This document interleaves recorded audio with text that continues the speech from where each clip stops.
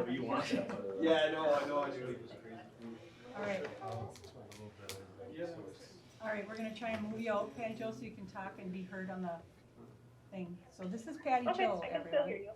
you. You Great. know, is it coming through? We should be able to. It's right here. Yeah. It is. You wanna test one more time, Patty Jo? Can you guys hear me? I think we can. Patty, can you hear me? I can hear you, Mark. Oh, okay. You have good sound then. Great. All right. Thank you. We're gonna call this meeting to order this evening at 6:32. Tasha, if you would please give us a roll call Yep, Bruce Belargin. Here. Katie Thermos. Marie Colbeth. here. Bob Gunther. Here. Patty Jo Forsberg. Here. Catherine Cranston. Here. Lori Belargin. Here. Thank you, Tasha. I did not hear anything from Katie. Did you? Haven't heard anything. She's been sick. Okay, okay. All right, so then we're gonna go on to, if we would please all together recite our district mission. Together we engage, educate, and empower all learners, bridging their passions to pathways to create successful futures and positively contribute to our local and global communities. I did not get any red cards, so normally if you wanted to make a public comment and it's not too late, please fill out one of those red cards, and then if you would, please pass it to either Tasia or to myself. Since we don't have any, we're gonna hop right on to item 4 for a construction update. So Dr. Bezick, if you wanna lead it, or Sure. Bruce, if you do, because he's not feeling so hot. No, we'll get, Ron, and guys from Market Johnson, if y'all come on up and grab a chair up around the table here. Sure. Here, yeah. I'm gonna hand, hard copies of schedules around here. If you guys wanna take a look, I'll leave. Who wants to start? You? I can start it. I do have a flash drive if you wanna put it up on the screen for any, I don't know if you're streaming this or anything like Yeah, that. we are, You so are? if that'd be okay, yeah, Yeah. that'd be great. Do you mind, Tasia? Oh, that's fine. I don't see anything on the screen, just so you know.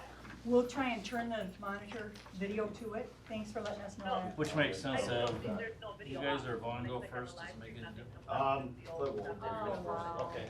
It may just We be got some delayed, Patty, schedule give it a updates and minute. stuff like We that, tested it about an hour ago.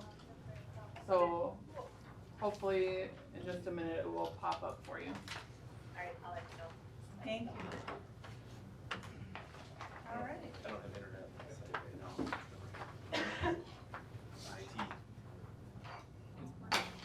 It's working for you, Jody? Okay. It's working for Jody. Great, so hopefully it'll come up for you, Patty Jo. It is working here.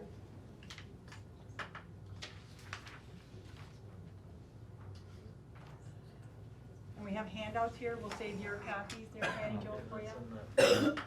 Booklets, I should say. Yeah. All right. Fantastic. Thank you for joining us this evening. Of course. We're eager to hear what you have to share with us. Absolutely.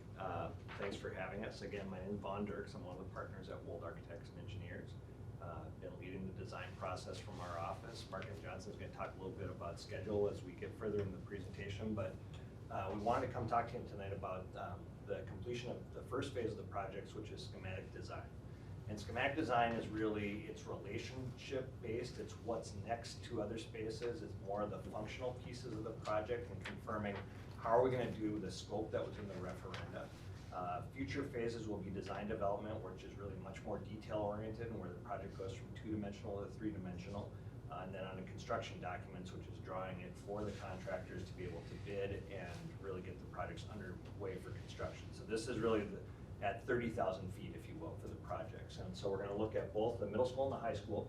Tonight, the elementary project, we're actually getting ready to rebid that work. We took quotes on it last year, but the security work is gonna be done a little bit later. I'll let you guys talk about that. So this is really focused on the middle and the high school projects. We'll go through principles, criteria, and then the diagrams for each, and look a little bit at the site. And rather, you have books, you've seen the text, there's a lot of text here. I'm not gonna read through every one of the statements, but part of the process that we worked with the planning groups, and the planning groups were made up of staff and community members for each building, is we asked them to, after going on tours, describe what they wanted the building to be and how they wanted it to work. And we sorted their comments into either principles or criteria. And principles are like, the school should feel open and welcoming, but also safe and secure. That is really, you could look at that as a grade.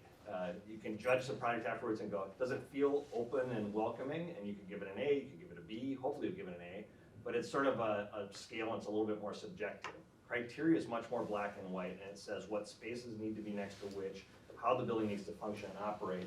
So we sorted all those pieces out as we went through, because this will be important as we go forward and think about how does the building want to feel, and some of it's actually in the schematic design layout as well. But it'll help guide the project as we go forward. And so each building had its own set of principles and criteria. Another one here, I'll just pick one at random. The design should improve wayfinding and make circulation more intuitive. So when you come into that building, it should be really obvious where you're going as a parent, where you're supposed to go as a student, be able to navigate that building. It's a little bit challenging, obviously, when you go from elementary to middle school to figure out, oh, now that I'm moving around a building throughout the day, is it easy for me to figure out what it is I'm supposed to do? And so that's an example of how we would start to think about the building in terms of what it would need to be for students as we go through.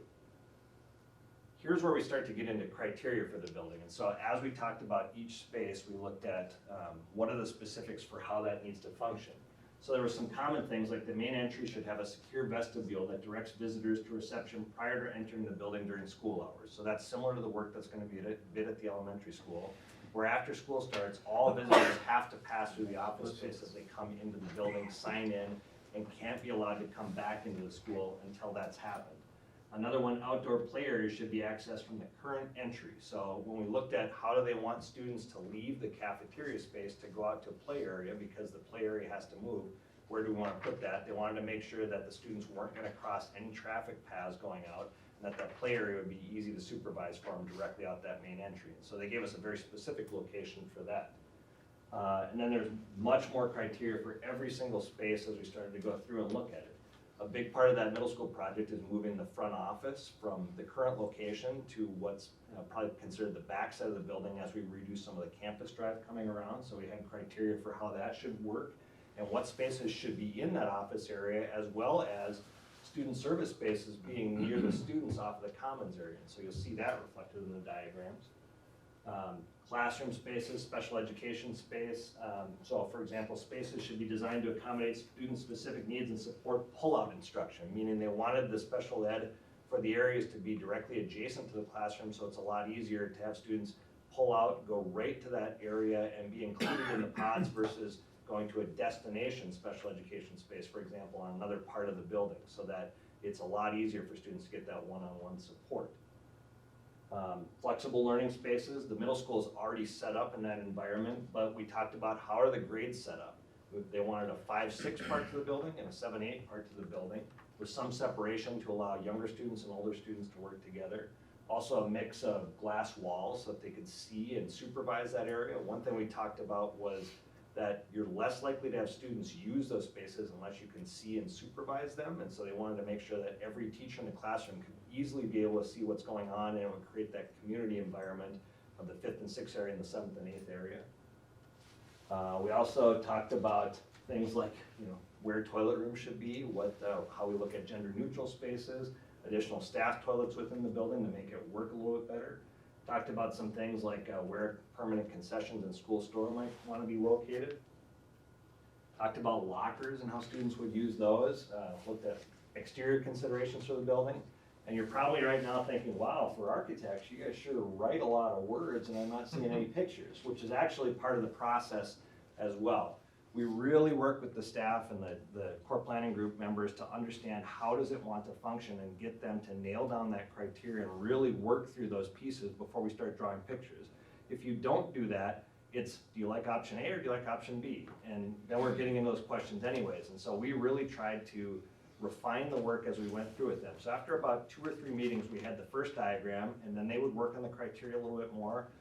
The criteria was always fluid and can change, but the final criteria we're presenting tonight is where we got to from working back and forth from diagram to criteria as we went through it. So I'll quick walk you through the plans now to reflect, this is the middle school schematic design as it ended up after the process. So we'll come in from the new main entry after the building. So this is now what would be considered the back side of the building.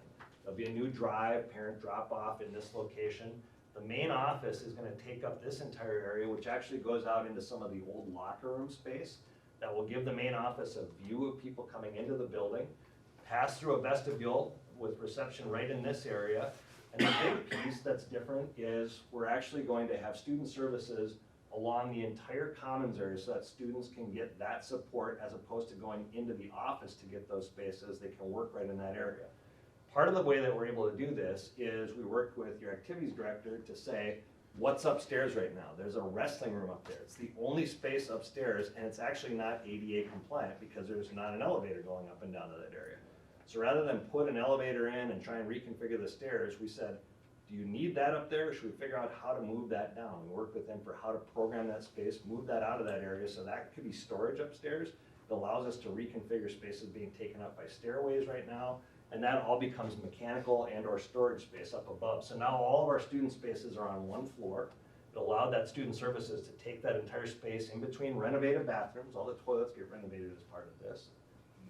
As we move back into these areas then, the first thing that we have that's sort of different from the classrooms is we're reconfiguring and moving, reconfiguring the two existing science labs and building a new science learning space where the old office is, and moving that special education space a little bit closer back in to support the 7th and 8th grade learning.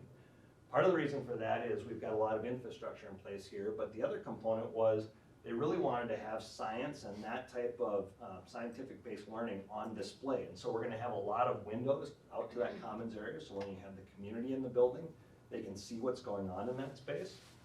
Our 7th and 8th grade special education that's specialized is directly adjacent to this 7th and 8th grade area. This gets reconfigured with some new conference room space and a lot more glass looking into that area, and our lockers for 7th and 8th graders in that area as well. The 5th and 6th grade area gets a little bit reconfigured. We already have lockers along this corridor, so we've got a few more lockers bumped into there to support our 5th and 6th grade lockers, but again, glass into that extended learning environment, and their specialized space is directly adjacent to the 5th and 6th grade area. The other component that's changing is rather than have a completely walled-in media center that's locked after school is done and really contains everything, moving the books and some of the secure things that you want to have towards the back of the space and allowing that area to become an open flex learning space after hours. So if you have community education or other things happening there, that can now be connected to the commons, and we can still lock down the media center space and the back of the classroom space. So we get some more specialized community learning style space as well. The other component that they talked about was rather than just having this all be open tables and really an institutional cafeteria, creating more of a student social hub for before school and after school, and some variety of seating, maybe booth seating or some high tables that go out into that old entry vestibule area here. So really creating another style of sort of casual common space for this middle school students in this area as well. A lot of the areas back here are similar to what exists today with some renovation to them, with the exception of those locker rooms here are getting renovated in this space, and the back area here is going to be renovated for team locker rooms that go directly to the outside of the building. So rather than have kids drag mud through the building and do some of those things, we'll have direct access into a team locker room area for your outdoor after-school sports right off that part to the building as well. More maintenance-based work that happens throughout the building, harder to diagram maintenance-based work as duct work and things happening in here, but there's a whole layer of maintenance-based work that happens along with the building as well. So this building already lended itself pretty well to what they wanted to do, and it's really more reconfiguring some of those spaces, creating more dedicated special education space adjacent to that, opening up those spaces visually.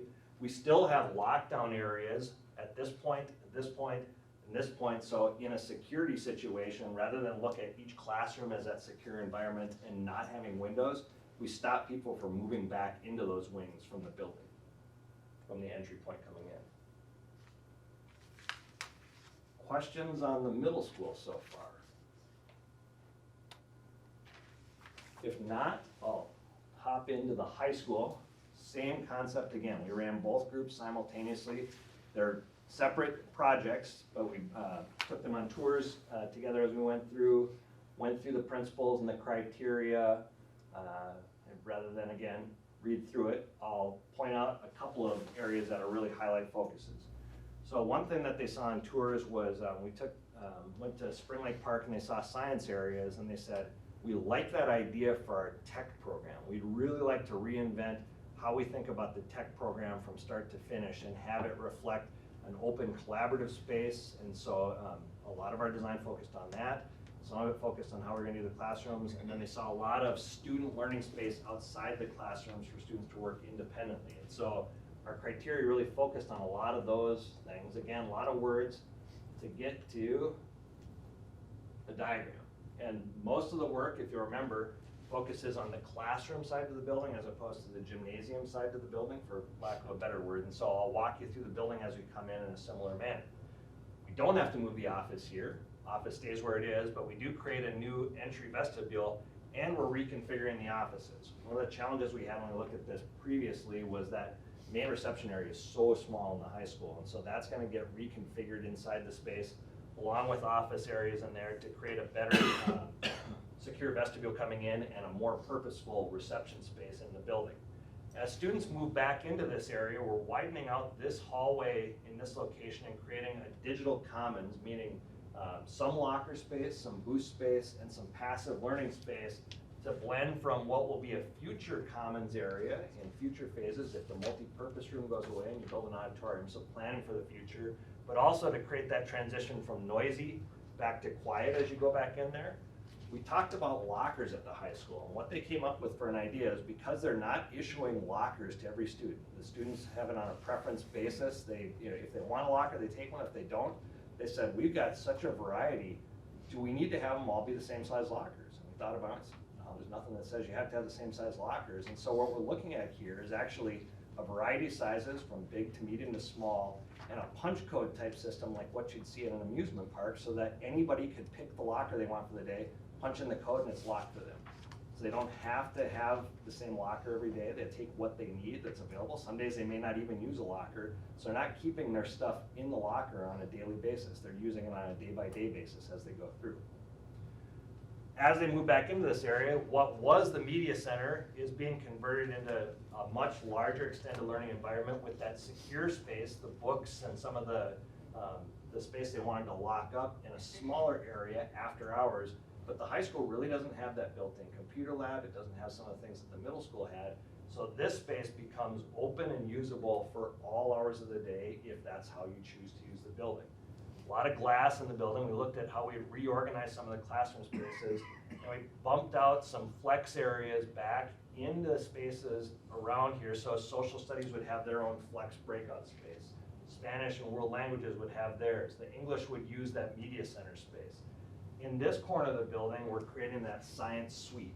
So 3 labs, 2 classroom spaces, and flex learning environment, building a new greenhouse space off of that and really creating sort of a hub for science on the corner of the building. And this is the renovated tech area going down. So they located math adjacent to that to create that STEM world. And if you think about it, from food labs to clean design all the way down to fabrication, heavy design, it's really not set up to say, this is only wood, this is only metal. It's going from, we're gonna talk about it, make it, draw it up, design it, move down into how we build it. And so it combines the art, it combines tech, and it combines some of the heavier construction pieces to allow that to expand. This is addition on the building. These walls are gonna be able to open up and be visual between the spaces, so you'll be able to see from one area to another as you move through. And a lot of glass so that other students can see what's happening in that space.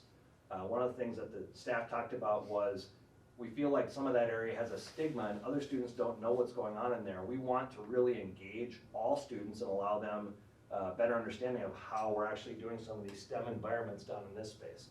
And then this is a higher powered computer lab that's a design center. So in architecture, we use Revit now, and it takes, to do renderings and animations, it takes a much more powerful computer than a standard desktop. And so this area will support some of that type of work. They do have still some specialized special education space, but they're relying on conference room space and flex learning space for a lot more of that pull-out environment to happen right next to the classrooms. We have new receiving coming into the building here, as well as rebuilding receiving as we come around and we do some of the site work for this. And we have exterior access in and out for loading into the kitchen lab spaces as well coming into the building. Most of the work happening to that side of the diagram so that we can still continue to use gymnasium space and other spaces in the building over the summer, because you have a lot of programs happening in the summer as well. So that's a pretty significant change inside the high school in terms of how things will work as far as that goes. The site diagram is the big piece that we're working on currently. We're getting our survey and soil boring information back. If you remember, the road moves towards the back of the space, redoing the intersection, this location. This is going to actually be driven a lot more by how we're looking at our construction phasing in terms of the design and the timing of it. And I'll let Mark and Johnson talk about phasing for construction. But the diagram for the site really hasn't changed much from what you've seen at the referenda stage. We're trying to not have any steps from the high school down to that location, trying to grade the property in a way that doesn't require you to actually have stairs, so it's easier to maintain coming in. And we did spend a lot of time talking about how to make this a better bus entry coming into the middle school off of that location, what those are going to be like in terms of how they'd operate the building. I think that is sort of the bulk of the drawings. In terms of phases, we actually finished schematic design in terms of our work with the staff towards the middle to end of September. We started doing user group drawings for design development right now. We're in the middle of that phase, but we're looking to finish that up near the end of this month and moving towards an end of year issue date and working for getting the drawings ready for bidding with construction with Market and Johnson, and starting that construction in the spring next year. So that's probably a good transition point to you guys in terms of handing that over. Construction budgets, we're still tracking on square feet at this time. To move into design development, it'll be much more direct takeoffs from the drawings and the lineal foot or unit costs for areas as we move through. And Mark and Johnson's working on a cost estimate right now as well for schematic design.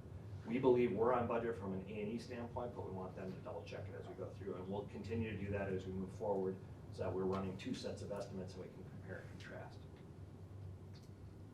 Thank you. Did anyone have any questions for Vaughn? Then we get to hear from Mark and Johnson. Perfect. Thank you very Thank much. you. Yeah, so Vaughn stole a lot of our thunder Yeah. here. He's even got a schedule up and everything. But as you can see, Vaughn's team has been doing a lion's share of the work here with the schematic design. As you work towards design development, you'll see us get more involved with the budgets. Just for the fact that at this endpoint, everything's more related with Vaughn and his team and doing their breakout sessions. Until those things get on paper, we can't be involved as much. What you see in front of you is not so much a schedule of like construction activities, for example, demolition, block, so on and so forth. It's mostly a summary of kind of what Vaughn had up there as far as what we're trying to hit as design and bid dates. So just a quick review, like Vaughn said, we're going from schematic design to design development, working towards another budget at your board meeting in November. So that'll kind of be like the middle road budget. So less conceptual, but not quite bid documents yet. And what we're working towards is to start bidding these projects out in phases. There'll be 4 different bids for basically essentially 4 different job numbers and payments. Starting with the high school, middle school, elementary, and site work. And those will be taking place staged basically from after the first of the year to middle of February. And the important date there is about 2/3 of the way down on that page. You'll see your board meeting of 3/2. So that's when you'll know the actual costs of all 4 of those projects summed up together to see how things stack up with the referenda. So I was just gonna add too, so our heavy lifting is really kind of starting right now too. Basically, as schematic design keeps going, we'll be budgeting constantly through. So it's ultimately the end, when the bids come in, you'll know roughly where they're gonna sit, because we have budgeted this 2-3 times prior to, so. But just an FYI. We started more intensive coordination meetings between our team, which has KFI engineers doing mechanical, electrical, our office, our structural engineers, and Market and Johnson, so that as we're meeting on this on a weekly basis, we're looking at constructability compared to design issues and making sure that what we're proposing actually works with how we want to do things.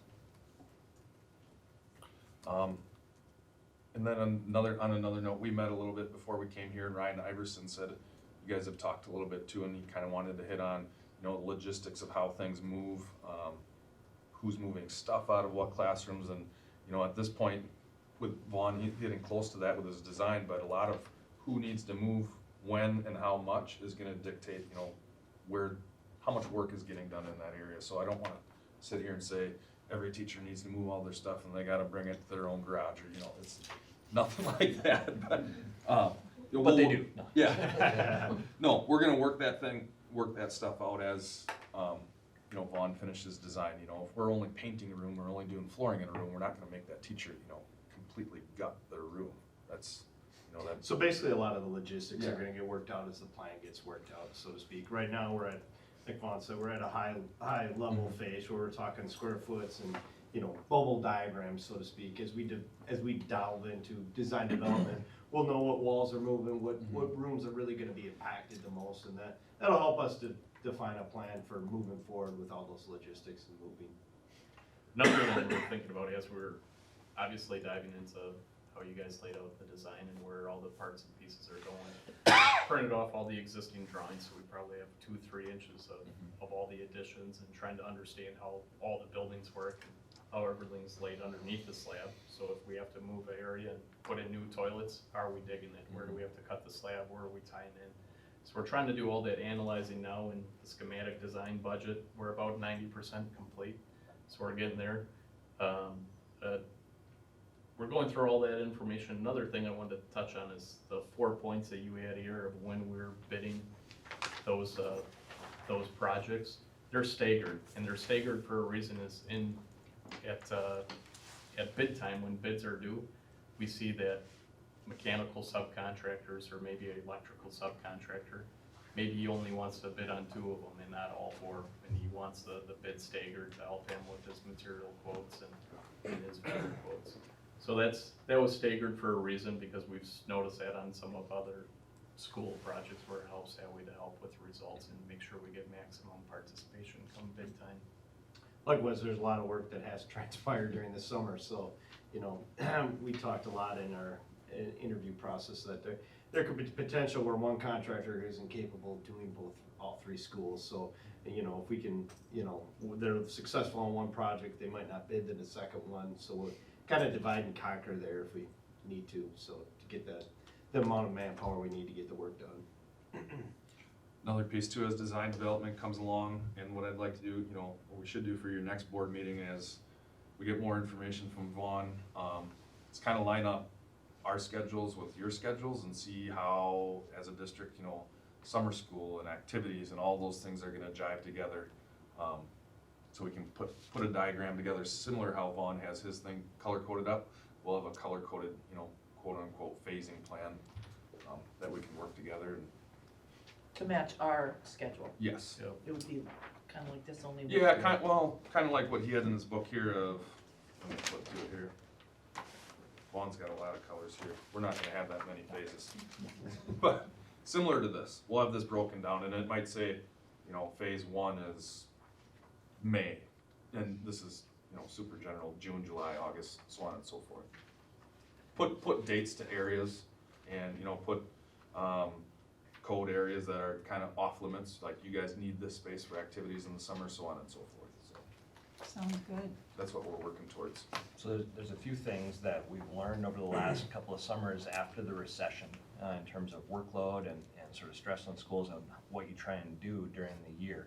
And I'll say that if you look at projects just as construction, like you said, moving, a typical contractor is not gonna think about how you have to pack up your stuff and move. It's left to the district to figure out. But we're all about what's the experience you have during the process as well, because it should go smoothly. And so that was one of the things that we talked about in the interviews was, tell us a little bit about how you would coordinate a move schedule. Tell us a little bit how you would do a disruption avoidance plan as we move forward.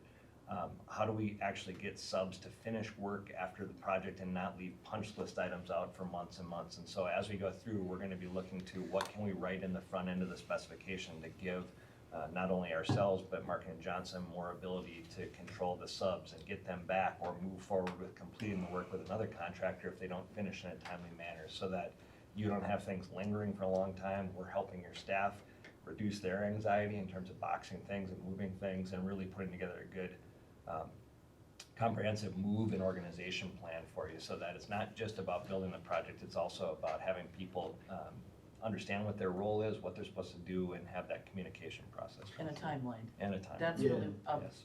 And when you're a teacher, that's Mhm. really what you care about. Absolutely. You know, one of the biggest hurdles right off the right off the bat is that bid timeline, you know.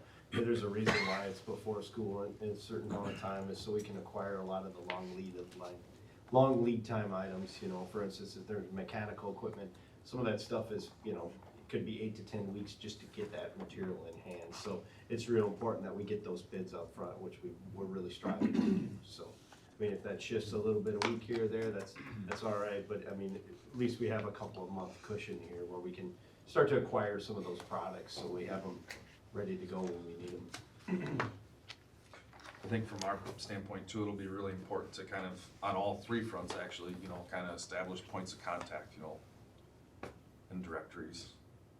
So eventually we'll have to cross that bridge on whose committee is what, and, you know.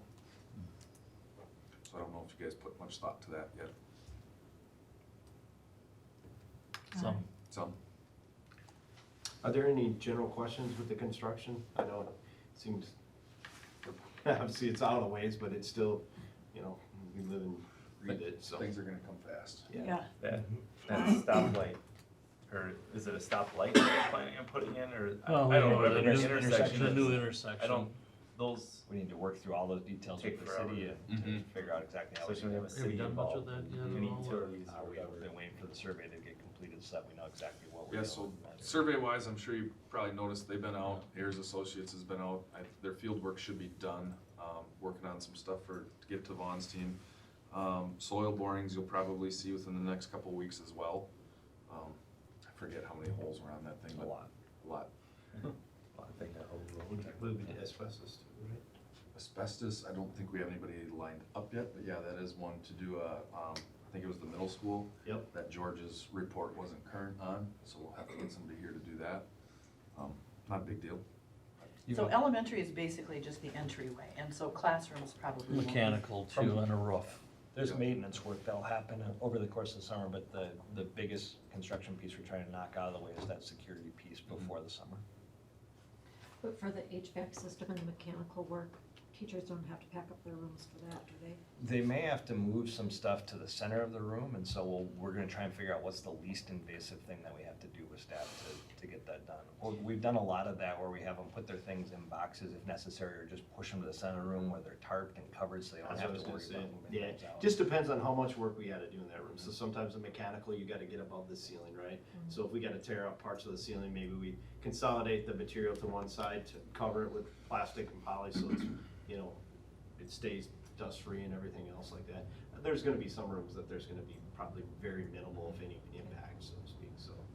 Because we're still gonna use those rooms during May, June, and July, and then you got total run of it for August. You can tear whatever you. As long as we can put it back together. As long as you put it back together. Keep that 28th in mind. 2/8, that's all we have to remember, 2/8, that's Understood. when they come walking back in. But, yes, as soon as we know and we can start, I want these people to start packing as soon as possible. Yep. Units that are done and what have you, but it'll help to know where you're gonna be staging out of, where we can store stuff, so we don't have to move it 2 or 3 times. You know, if we gotta get trailers, or if we can Yep. use some of these There's a- spaces you know you're not gonna be in there.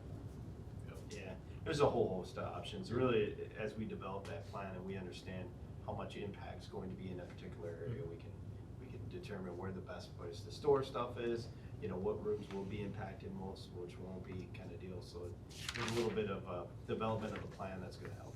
And I really think it'll be a combination of all three. I mean, I think there's gonna be some rooms where things will be able to remain in that room. I think you're gonna have some spaces that will be able to say, there's no work in here, we can store stuff in here, but eventually that stuff's gonna, I think that space is probably gonna run out. And like, Mark was saying, I think there might be some stuff that needs to go in trailers. So I think it'll be a combination of a lot of things. We're already starting the purging effort here. Now's the time to, so, Get rid of what we our waste bill might go up a little bit, which is a good thing. Thank you very much for the way you're coordinating together and working with, keeping us abreast of this too. We appreciate that. I'll let you guys go first next time, so. Yeah. I Steals would, our thunder.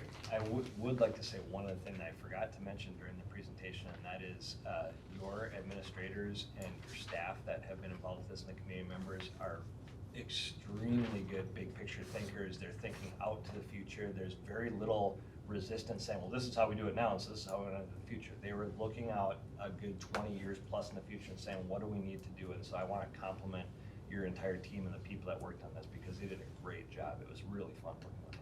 Wonderful. You don't see that in every district either, No. to that point. I'm glad you highlighted that. That's really good for us to hear too. Absolutely. Thank you. Thank you. Thanks, guys. Of course. Have a good evening. Yeah, too. As well. Onward then. Thank you all for coming. Yep. Thank you for having us. So we will move right into item 5, then we have the police liaisons update this evening. Hello, John. Nice to get to actually meet you. Yes. What do you get to share with us? A couple things to share. First of all, I'm Officer John Farrell. I haven't met you guys. Nice to see you all here. I prepared just kind of an up-to-date report on where I'm at for the year. So I'll just kind of pass that around here and then touch a little bit on, I'll keep one copy in case I have to reference it. Yeah.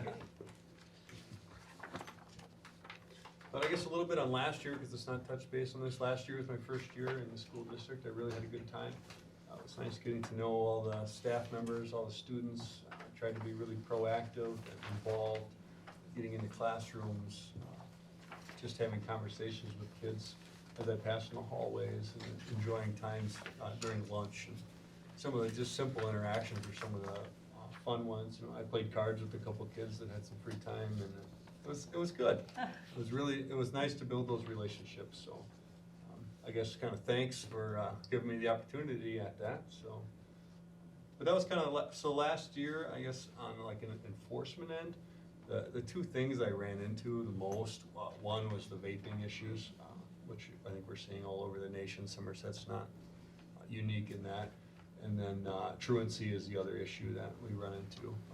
Other than those two, it was hit or miss on what I kind of dealt with from a law enforcement perspective. But just a little bit on that, I guess. I'm not all about writing citations, not all about enforcement. You know, what I feel like I do in the district is, you know, education, counseling, just proactive. I like to see, you know, a restorative done. And some things I think citations are necessary, and enforcement is necessary in some instances.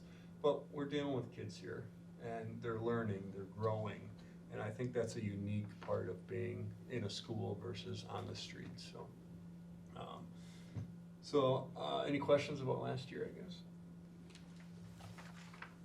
I'm really happy to hear about the development of relationships. Yeah, it's been fun. It's really been fun. It's been good working with all your staff and administration.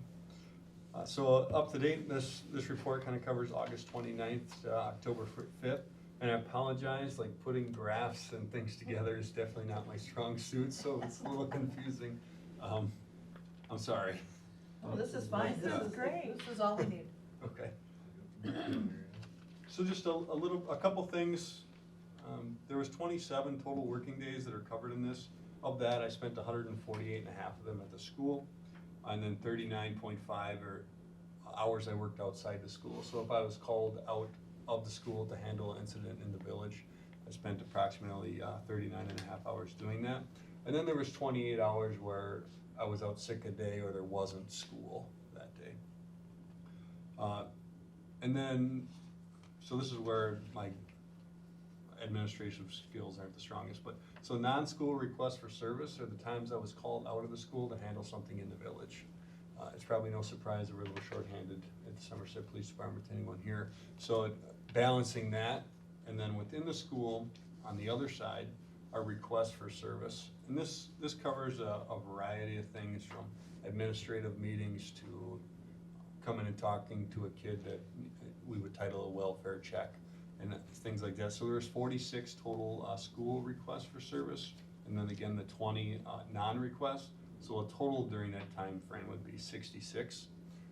And of all those, only 3 of them resulted in like law enforcement action and they were all citation related.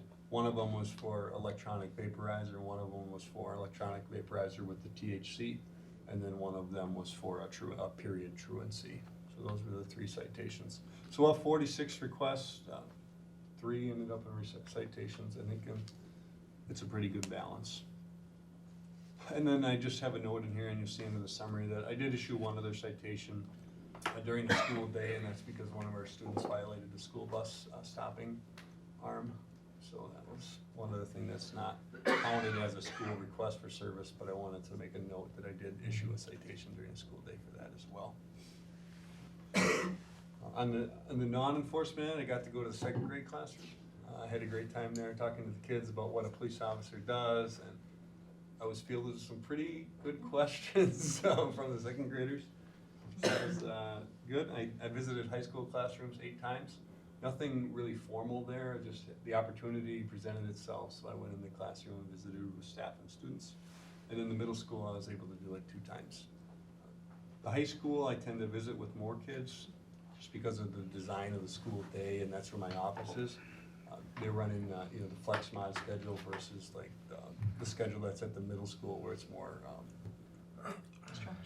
structured. So I was totaling at the beginning of the year, trying to keep track of my student contacts, and I couldn't keep up because I'd go from one building to the other. So how many kids did I talk to? So I took that out of there. But I do make multiple student contacts throughout the day, and they're not law enforcement related. They're just visiting and building relationships. Yeah. Yes, and the second page is just the list of call dates and types for the school. So you can kind of have an idea what I did. Is any questions? That's kind of my spiel. No, this is great. This is exactly what I wanted. Okay. Thank you. I have a question. You're welcome.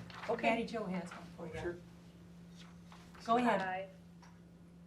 My question is, do you guys still do shift change when during the pickup or the drop-off time and the bus time and all that, when all the people are coming to the school? So no, we don't. So by shift change, you mean we had 2 officers working during that short time? Correct, and you go down to the office and, talk to them and then come up to the school after? No, usually at the end of my day. Right now, I work till 3:45, so about 3:30, 3:40, I'll head back up to the police department, and then whoever's there, I'll I guess I meant brief at the them. beginning of the day. At the beginning of the day, I'm the first officer to check on, so I don't usually have a briefing during that time. Okay, yeah, I was just wondering. Last year I told you about a bunch of people pulling into the handicap spot Yes. and kind of like hovering in there, so then the actual kids that we needed to use it weren't able to use the handicap spot. So I was just wondering if that was still an issue or not. It hasn't been brought to my attention, and I haven't noticed it yet this year, but if I notice it or someone brings it to my attention, I'll certainly address it. We have been addressing some parking issues with the high school students being in the wrong spots. Yeah, Patty Jo, what Yeah. building was that at? high school, High school, okay. down at the end where the Yep. alternative center is. Mhm. Yep, I had a couple parents tell me that they were unable to get their kid out of the car even until other people, and they'd have to wait till people left, and then they would get told off for, wanting to park in the handicap spots with their handicapped students, their handicapped placards. So, that was it. Good. Sorry, my baby just burped. That's okay. It's all good. Thank you. Burps are good, we know. Thank you. John, Yes. what's paper service, high school paper service, what Yes. is that? So the paper service, sometimes the court will have papers that need to be delivered Okay. to certain people. Okay. And so there was, the municipal court had asked me to bring those papers up to the high school. Been served. Yeah, so court summons is usually what it is. Thank you for working with us on this Yeah. and developing a relationship with the kids, I think, and the staff is absolutely beneficial, I think. And thank you for maybe not so much of a tactical presence, and I think we're all learning that school sometimes is the safest place that these kids have, and to know that you're a positive influence on them versus another obstacle in their life. Yeah. Can make a huge difference for some of these kids, because they're all coming from different angles, and we don't know where they're coming from, but, I really thank you for taking that approach, and just being a role model for them. Thanks. If no one else has any other questions, we're gonna say thank you, and you get to do whatever you like for the rest of the evening. I'll probably work my way home. All right, thank you so much. Thanks so much, John. All right, so we will roll right into item 6, the robotics overnight field trip. And Trent, you are gonna be hitting that one, terrific. So the robotics program had an opportunity here to attend a tournament over in Green Bay this coming winter. It's actually at Lambeau Field in the atrium. Kind of how we structure our robotics season is they go to a handful of tournaments. This is like an extra tournament that they'd like to go to. One that we typically wouldn't budget for, so they understand, if this would be approved, that their hotel accommodations, because it would be an overnight trip, and their entry fees and things like that for this particular one is something that they would have to come up with. So the coaches aren't worried about it from that standpoint, but it's a pretty straightforward overnight. They leave Thursday night and then be coming home Friday evening after the tournament, so. Travel is, Yeah. who provides that? Is it the district? or- We would cover that part of it, yeah. So what part would they be fundraising for then? Their hotel accommodations and then the entry fees for the tournament. And with that, he has a pretty sizable pool out there of people that are always willing to contribute to these types of things. So as far as obtaining the funds, they're not worried about that. How many kids? I think, what did he say, around 15 or 16? And just the one advisor goes with 2 advisors? Two.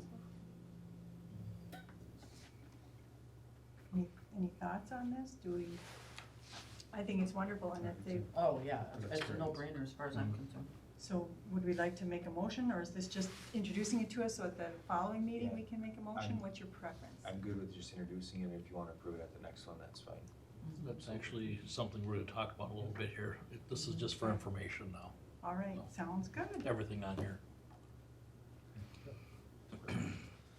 Thank you, Trent. Thanks, Trevor, jeez. Jeez, we're all doing it to you. Sorry. Lawyer on speed. All right, Let's see, Emily?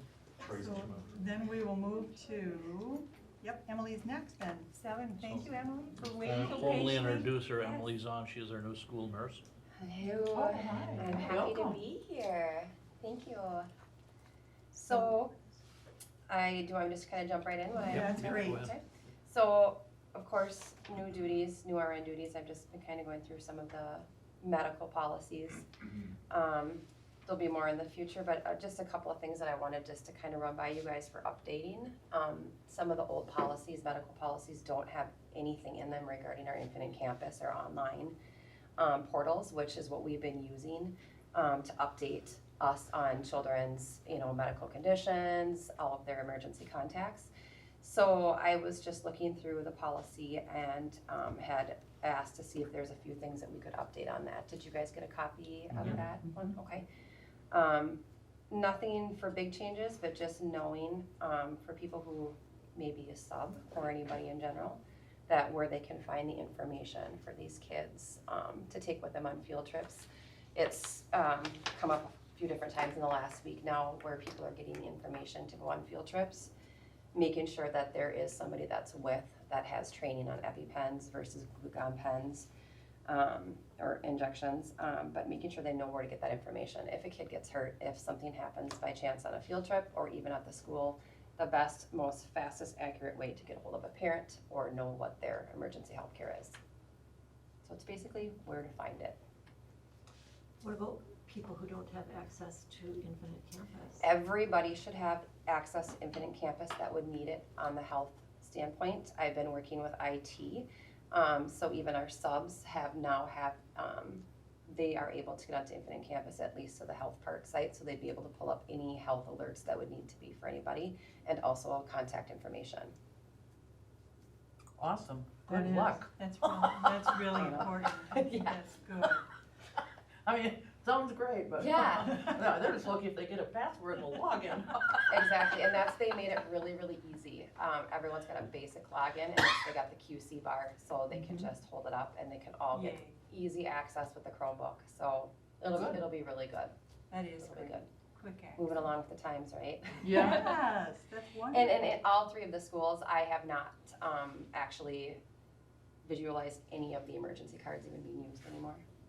So we just need to make sure that that information is out there, for sure. And up to date. Yes, very much Good, so. thank you.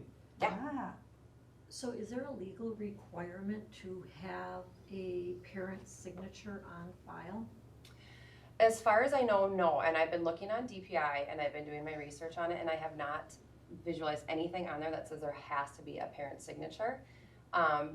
Because of everything going online, a lot of it's considered to be electronic signatures now. So I'm digging into that a little bit more, but at this point, I'm not seeing that there is legal obligation to have a parental signature. any other questions? Emily has been doing a lot of purging in this area. Lisa Ramsey's been a phenomenal help. She's been amazing. She volunteered to come in and, Emily's been concerned because now we have a licensed nurse. Mhm. It's her license on the line. Mhm. And some of the things that we've needed to, Mhm. and Lisa's come in and helped her clean up these offices, and That's Yes. wonderful. we have so much Yes. outdated. Mhm. The amount of expired medications that were kept in every single one of the buildings was atrocious. And I think part of that is just lack of knowing what to do with them. So we got that taken care of as of now, too. Well, thank you for Yeah, doing you that. can't just pitch it in the garbage, can you? No, Okay. worked with Officer Farrell with some meds, peeling stickers off of containers for quite a while. You know, just spent a lot of time just to get everything. And it's a work in progress, but it's gonna be great. But for the most part, cleaning out that stuff that needs to be cleaned out. So getting everything the way that it should be and what's best for our kids, because we need to make sure that they're healthy and safe, so. Well, thank you. You're Thanks for the welcome. work you're doing to get us up to, Thank you. up to where we need to be. Welcome to Somerset. Thank you. Yes. Thanks for having me. Yeah. Great. I have a question. Yeah. Sorry. And it goes with the policy next, obviously, also. But in that, it says that the emergency medical authorization form will be available online and easily accessible to retrieve and print, and that's what was proposed for us to change it to. But right now, that isn't available, am I correct? Because when I go into my parent portal to look at my kids, I don't see any of the emergency medical information. Not on the parent side, you're not most likely gonna be able to see it or print it off, but from the standpoint of the healthcare office, anybody that has any health alerts, I can print them all off, and then all that we need to go along with that is for healthy kids, they just need to print off their class roster that will have all of their contact information on it. Or pull it up on Okay, so Infinite Campus. Yeah, that makes sense. So specifically for you guys, it works for there. Yes. On our side, and for parents, what about, are they gonna change it, make it so we can make changes if needed? You know, even emergency contact changes or? Parents 'cause can I make know I changes have at it any on time. the athletic form, like where I Uh-huh. sign up for activities, but I don't have it on Infinite Campus. Parents can change that information at any time. They can go on into Infinite Campus to the parent portal and change any information at any time they want to. So we It didn't do, let me change anything yesterday. huh, They I'm have- messing around with it, trying to do that. Patty, it's through the OLR process. So when you do your annual update, that's when you can make changes, and you can do that at any point throughout the year. So if you've done it already and you need to make additional changes, you can go back into that annual update and do it again. What did you call Okay, it? that's The what it is. OLR? Yeah. Yeah, online registration and the annual update. So it's not in the app, which is why I couldn't get it. I thought it was somewhere. Right. Okay. So that's So okay. is that something we should Maybe send out to we should. parents? It's, Or- there's reminders at the Mhm. building level are being sent out to complete that. Okay. Should we Good have question, something on Hannah. our There you website go. though? To, sometimes when you go on the website and you're looking for something, I mean, it's like buried. can be overwhelming. Is there something that we can put in an easily seen place for parents, so they're not going through what Patty Jo was, trying to find something and not knowing where to look? I can put a reminder out on the main news page How to do it? to complete, yeah. Okay. And where to go, yeah. Yeah, I didn't need to change anything, I was just, cause that was the policy we were looking at, so I was just seeing if I could do it or where I would go to do it, and I'm pretty tech savvy and I couldn't figure out how to do it from there, but that makes sense, 'cause I was on the app and not on the OLR. Good question, though. Mm-hmm, very good. She had me thinking for a minute that there was something I missed. No, no. I would say our website is, like you said, Lori, it's tough to find things on, and I know you guys are working on that. Well, No, we got a not lot of everything, stuff on there, it but does. It is, yeah, and it's not hard. everything can have front, yeah. Yeah. Well, we're getting there, every little bit helps, when we get feedback like this, that really helps, Yeah. so. For sure. All right, So so. that's all I have. Thanks, Thanks. Emily. You're welcome. Thank Thank you you guys very so much. much. It's nice to meet all you guys You too. too. Thank you. All right, then on to item 8, the spring 2020 early college credit for Jenna, and Sarah is here tonight. I'm here, yep, on Jenna behalf had of something come up, Jenna. so I'm here today, yes. We're happy to have you. Thank you, thank you.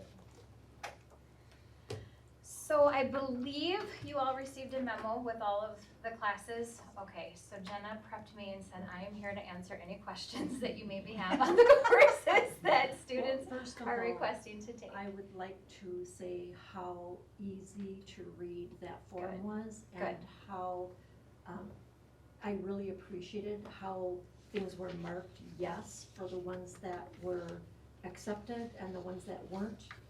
The course at the high school that took the place of it, Good. that was so much more clear than what we've had in the past. Perfect. Thank you. Yeah, we worked on that last week. So the applications were due on the 1st of October. And then we were really good about sticking firm with that deadline, as that's the state deadline, it's not a district deadline. And then we kind of compiled all those applications and then went through, just to save you guys time and effort too, because we know that you're busy too. So We it was easy appreciate for us that. to, yeah. Thank you. Yeah, absolutely. That was really easy to read. And all of the courses that students requested were absolutely courses that fit their career path, their educational path, courses that are appropriate for the, kind of their next steps. And all of the students that have applied are excellent students and will be wonderful representatives on the campuses that they're trying to go to. So we had a really good group of kids that want to participate in this. Yay. Yeah. Get good feedback on that one too. Any other questions? Oh, that was really easy. Okay. Do I leave this with you? I'll take it. Okay. Don't leave Great. anything with me. Thank you. Okay. Thank you for coming in on behalf of Absolutely, Jen. yes, Thanks yes, for the work yes. you guys did in putting it together so nicely. Absolutely. I'm glad that format worked. We'll It was continue to do wonderful. that. Thank you. Yeah. Thank you. Wonderful. Yay. All right. Sarah. Thank you. Thank you. Have a good rest of the night. You too. Thanks. All right, then we're gonna move on to what was my request 9, the policy 0167.3, but I also found out WASD is actually having a workshop on it on the 23rd. So I am gonna ask to let me listen in on that, and if anybody else would like to too, I think it would be wise for me to find out what they would recommend first. I did listen to it last year, refreshed was beneficial, so I will listen to it again. The gist of what I remember from last year, and I think I've heard it again this year, is you want to allow time to hear the public, absolutely we want to, but we also need to recognize we need time like this where we can get all of this information. So getting a balance between that is pretty important. So that was, I just wanted to bring it to the awareness. We'll keep it on the November work session after that October 23rd workshop, I think it is. And that's through WASB, so if someone else wanted to listen in on that, Tasia, do you mind registering us? No. I appreciate you doing that, thank you very much. So if you, and the cost on that? It's like 30 or 40 I thought so too, I can't remember. ish. So, that's all right with you guys, that's what I would like to do with that one in the meantime. Is it a live one? Webinar, it's like at noon or 1. Oh, okay. Yeah. However, I believe that a certain amount of time after the webinar, they are posted online and you can get access to them, but you have to have some kind of registration number or ID number. To get in after the fact. Yeah. I think I do remember seeing something. For the recording. So if you're not available on the 23rd at that particular time, you should be able to get into it later. If you had registered. So, can you check on that and see if that's really true, or? Sure. Because there's no way I can do it at noon on the 23rd, but I would like to be able to go in later and watch it. Good, good.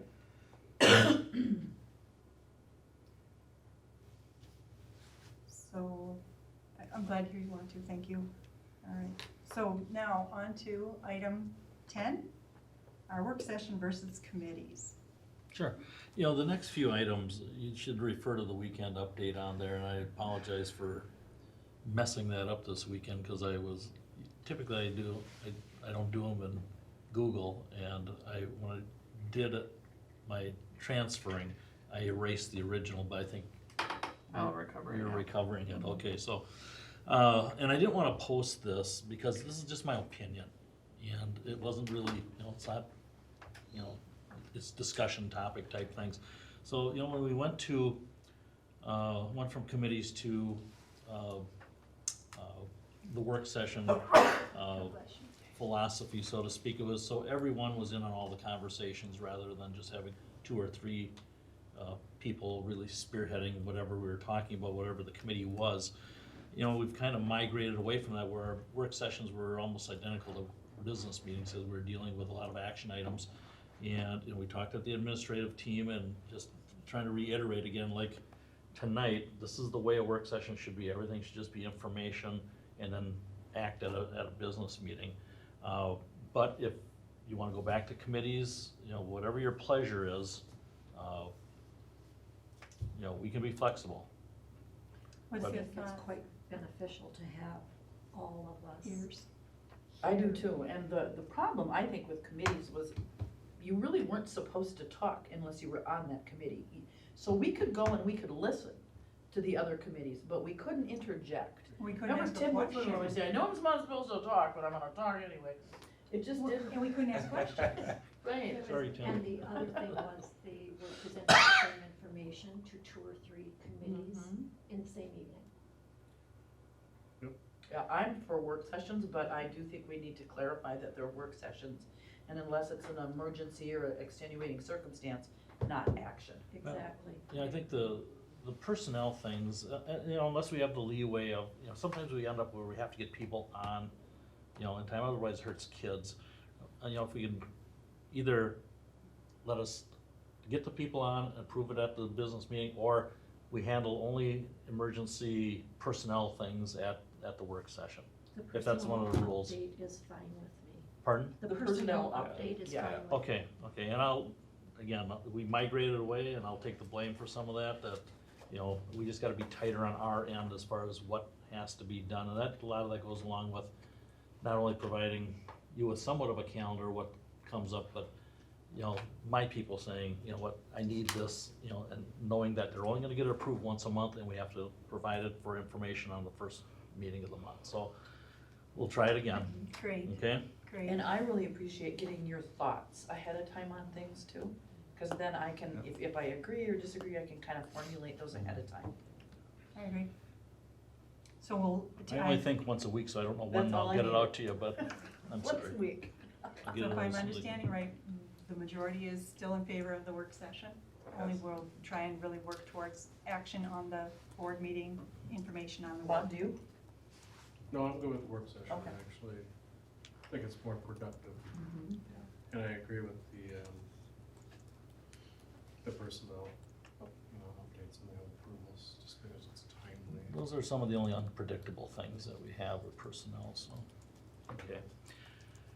Okay, the Item next 11, piece great. is, employee council. We had a good discussion about this last week or the week before at an administrative team meeting. Here's what we're seeing, with this new schedule, I'm noticing that people are here till 4, 4:30, 5 o'clock, in the buildings. And trying to get the demographic that we want on this, it's just gonna be tough right now. We want we want young people, we want a mix of people on that committee. I've kind of got a demographic laid out here of the, people that we started with last, 2 years ago when we put this together. But it just fractured off into, not that wide demographic again. And the feeling is with what we got going this year, it's gonna be tough getting people to come to this. I would rather myself get into the building meetings more, that way it's just on me, it's not on trying to get 20 people together at a certain time. Unless we want to go to some type of after-hour compensation model or getting them out of class. The time is really tight this year, and now with the packing and what have you, it's gonna be tough. We Well, still, it's their employee council, and they're feeling that they don't wanna do it right now. Well, we don't know that. Who are they? Nobody has we don't know asked. who the committee is yet, because I haven't gotten that out there, because, the committee wasn't the way it was set up 2 years ago when we first did it. Okay, it's just, we didn't have that wide representation. We didn't. We didn't have any other administration on there. It's tough for these people, the IP meetings and different things like that, I've just noticed this year, kind of everyone's hair is on edge just because of the workload with the additional time, and, there's no time after school. Before we had that half hour, and these people would stay till 4, sometimes even later than that. And, So your suggestion is this year you'll participate more at the building level at each of their meetings and bring back the information? that's one solution I put out there, either that, or we take them out of class time, which I really don't like to do, or we compensate them if we can get people to do that, but still, Most people don't care. even if you compensate them, it's still, they don't have that much time after school anymore. This is not a good year for after-school meetings. I think before we try to make a decision, we should ask the question. And as far as I can see from your notes, the question has not even been asked of the employees. No, it hasn't, So I think before we make a decision, we should ask. That's fine as long as we get good demographics across the board. If we only hear back from one demographic, even if they're in favor of it, I don't feel like that's a true reflection of. Well, that's why you have to ask the question. Just to be honest, there's not a lot of transparency with this employee council. What do you mean? Opinion. I don't ever know what's going on. I don't know who's the makeup. I don't know what it takes to be on I just don't know anything about it. I never have. I've asked the question, there's just no guidelines. What's the purpose? What's the objective? I agree. And we don't, and that's another thing we don't have. When it started 2 years ago, I put it together just to talk to people, just so I can get another, and then it's migrated into, I just wanna make sure that, this is, I think, for good intentions, but I think that it could potentially have an avenue for, not good intentions, and I just would like to avoid Sure. any of that from happening, but. I think before we even put it out there, we really should have some grounding rules. What is this about? Because when I started it 2 years ago, it was just, I just wanted to have an avenue to communicate. There wasn't, it was very loose, and we had discussions. And then it just kind of evolves. Right. And thank you, because I think somebody mentioned that is our demographics, and we don't know where they're coming from, and that's what's being presented, and then later on we hear, well, that's not how the rest of the employees feel. I just really would like to avoid any type of situation. I'm just very cautious this year, because I just noticed everyone's, it's a busy year. Oh, for sure. And I have no problem getting out and being to more staff meetings and being able to take some time and, listening, or even, doing lunch over at the elementary for a couple hours to sit and talk to people. No problem doing that. That's my time. It's not trying to impose. I'm just very cautious of teacher time this year. Well, what would you think about if, oh, go ahead, Patty. Sorry. I was just gonna say, I would be cautious to, as a board, to take away a voice without them, having some say in it. You know, I mean, if no one's interested, no skin off our teeth, but if there's 10 or 15 people interested, no matter the demographic, and we say, no, we don't wanna hear from you, I think it would bite us. Well, then I would, yes and no, I would want us to delineate better what kind of a makeup we want on the board. Because if those 10 or 15 are all one demographic, I really do want to see us hear it from across the board. That's always been a concern of mine. Yeah, so I agree with Lori that we should at least find out if they want it still. And then if they do, I think that was Lori. Yeah, it was. And, If there's enough people interested in it, but I don't think we can just say no. At least I'm not comfortable with that. Can we send out a? Oh, email definitely, just saying we respond can, if you're- you know. It's that But- simple. But well, it is and it isn't. If we send out a general email, we may only hear from one demographic. If we send out an email defining what our goal for the group is, and that we will limit the number of people in this demographic, this one, and wanting representation from across the board, that's to me, far more representative than saying, okay, who's all interested? Because that definitely would guide it towards having a more uniform distribution. The employee council started 2 years ago, and I think Katie Thermos was the one who kept requesting this happen, and I think she requested it for 2 years before it started. And when it started, there was representation from every employee group. Yeah. Tasia was on it for the supervisory support staff, and there were other supervisory support staff members as well. There was representation from every employee group. Is that what you mean by representation? Definitely. Okay, so that, And did they continue to participate? when And a that's topic what- on the agenda interested them or affected them? That's part of my concern, because it definitely guided the direction of the topics of the agendas. No, Mark sent out the agendas. So Whatever I I- guess I would like a little more Yeah, information on no, that. I would always put out, what do you want on the agenda? Well, Yeah. I didn't get too much, so I would put in pieces that I thought were good Okay. general information. And a lot of times when we're going through a compensation study or different things, we give them updates on things like that. You know, and I think the employee council is very valuable. It's two schools of thought. You know, the district's been around for 100 years and we just started a couple of years. I don't think it's not gonna kill us if we don't do it this year. Again, I'm just really cognizant of teacher time this year. But whatever your wishes are, you know, we'll do it. And again, I will spend whatever time I need out in the buildings to get input if we wanna choose that route. Well, I think we should ask the question. And then make a decision after that, even if it's broad, Marie, at least we'll have some data. Okay, well, I can put a note up. But I really feel strongly that it can't continue in the same vein, because I agree with Bob. I think it needs to be tightened up, and there needs to be a purpose to it, or people aren't gonna show up, and then it's a waste, and then only the vocal people show up, who tend to sometimes have an agenda. So it needs to be tightened up if we get interest. My concern is that we get a broad exposure and a reflection on whatever is posed on the agenda, and not having ever seen the agendas, I really think it needs to be more structured to get the most benefit from it. I agree. So we're saying the exact same thing. You were gonna say something, Bob, or Bruce? No? No. Just agree?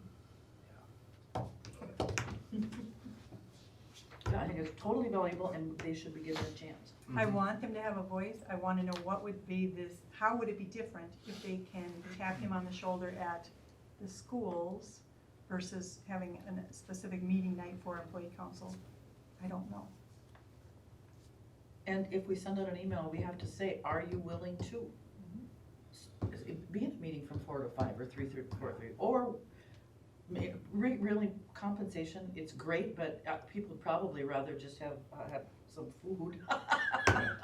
Because by the time you get your $27.50 and you take taxes out, you're gonna get $15, and that just isn't worth it for people. The money, teachers are not driven by that $15, I guarantee you.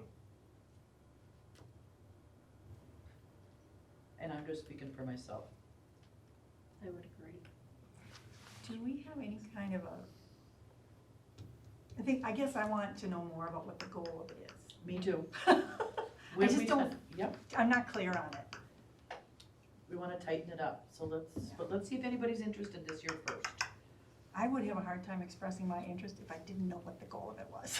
Well, one of the next items on the agenda, the employee handbook updates, that came out of Yeah. the employee council. Yeah, the first portion of them did, yeah. So, then it shouldn't be hard to go back through the agendas that you had for this and be able to share them with us so we can kind of see what kind of discussions maybe were part of it. Yeah.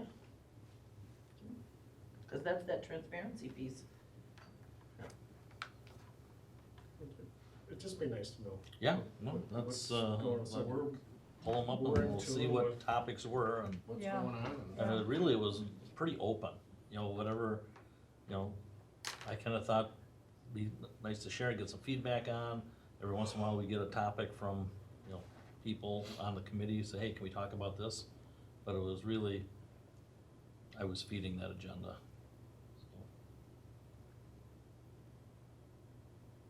So if I'm understanding the board correctly, the majority would like to see the interest explored again in having an employee council. I definitely would like to have the guidelines as to what the goal is. Do you want me to come up with that? Well, Is it- I'm sure not gonna come Well, up no, with. no, I'm just curious because, again, started this thing to just have conversation. Yeah. And, you know, it morphed into more than that, which, that's okay. It's an advisory piece, it's not a decision-making body. Well, and I think Katie was kind of modeling it after if the county has an employee council. I'm Yes. not clear on that, so maybe we can get some of what they have, their guidelines for it, if there are any. That's my point, is it doesn't take a committee for a group of employees, teachers, whatever, to get together and have a discussion about something. But once we formalize it and they Should be more report to the structured. board, Yeah. is where I would like some transparency on that Here, here. involvement. Okay, That's all. I agree. I have my mission. Okay, I got enough to go on. All right, so then we're on to 12, unless anybody else have anything else? And we're on to 12, the calendar discussion. You have a possible revision you're proposing. Or Well, s- do you want- God. Do you want, I, Yeah. just, Yeah, that's what do you I wanna thought talk about it when or not? Because, Oh, Too late in my book. too okay, late in my book. okay, okay. And again, none of us saw this. I'm not touching We it. didn't even see it until about a week later. I get it. And Yeah, someone me said, too. and it's like, Don't even bring it up. I don't even wanna go Okay. near it, but I had to throw it out there I'm because, curious what it is. well, it's on the Thanksgiving. We had a professional development day on Friday, and we were gonna, and then we had, we took away the Thursday, or excuse me, the Wednesday vacation day at Thanksgiving. Mhm. Well, we could have switched those two and given the kids had that day off, and that's the week of the band trip, kids would have missed less time, you know, We went through so much. it was, You know, I did not vote for changing this year's calendar. However, I mean, this is what happens when you do something quickly and without a lot of forethought. However, this suggestion is the best for kids and families. So I would approve that change. I won't disagree with Lori because Yeah, I can't it's a disagree with that. family-friendly, good move, but Is I don't the wanna week go of through this again. Thanksgiving, You know, No, I that's- think, that's the why band trip, we said we would support it, but I don't wanna, you know. Employees, how do you feel about it? It doesn't matter to me. I mean, it really doesn't. how many employees do we have with travel plans that day already? They already have school, they'd have school on Thursday, they'd get, whatever, PLD. You know, it only affects a couple of people, but it, yeah, it's, It makes a difference, missing instructional time in your classroom and missing professional development time. I mean, That makes a huge difference to the staff. How do you guys feel? You know, Well, we have I don't know, I'm still looking for any opinions. Yeah, and I think it's to our benefit to be flexible. I just don't wanna go through another circus. I know. We missed it. We made a mistake. You know, it's in. It's a It's so many month- eyes it's a on month this thing, away. nobody caught it, It happens. nobody caught it. So you're saying make the change? No, You're saying leave it? just leave it, leave our calendar as is. I mean, I hear it, yeah, it probably is better, but, I mean, Yep, go ahead, Patty Jo. I mean, in all honesty, do you guys think this change would have made that big of a deal? I don't think anyone would have even noticed. Because it would have been, I mean, at least for the parent side, it would have been the Wednesday instead of the Friday.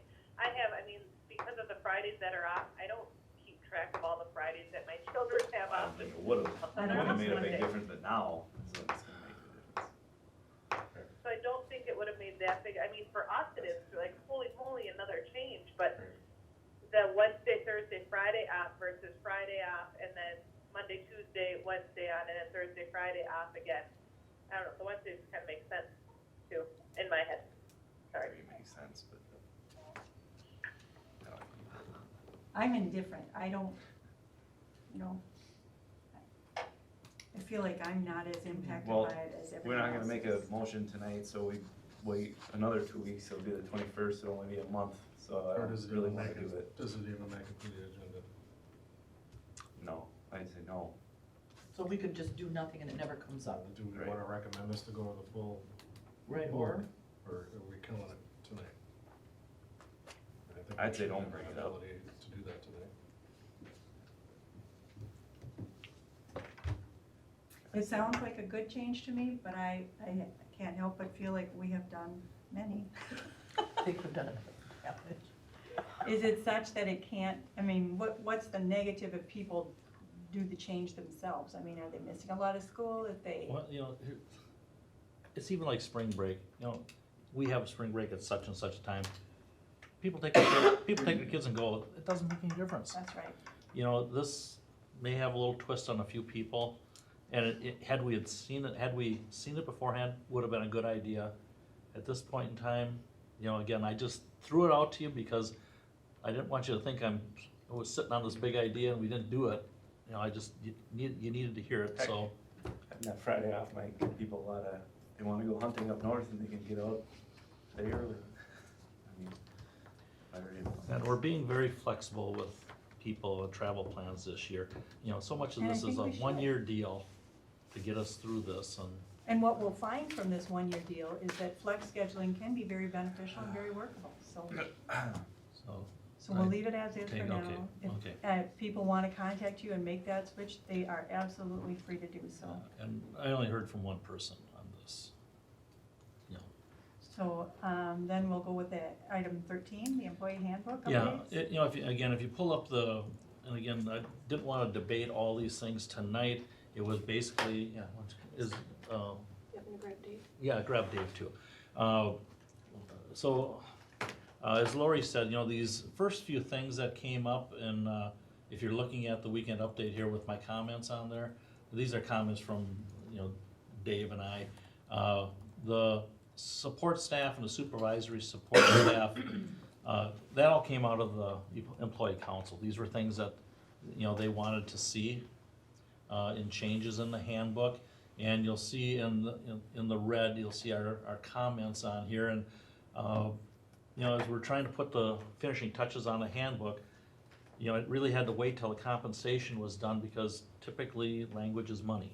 And, you know, you kinda gotta balance that out with what we've already spent to, do we want to incur more in some of the language? You know, not everything is money, but most of the times it does come down when we're starting to look at personal days and different things like that.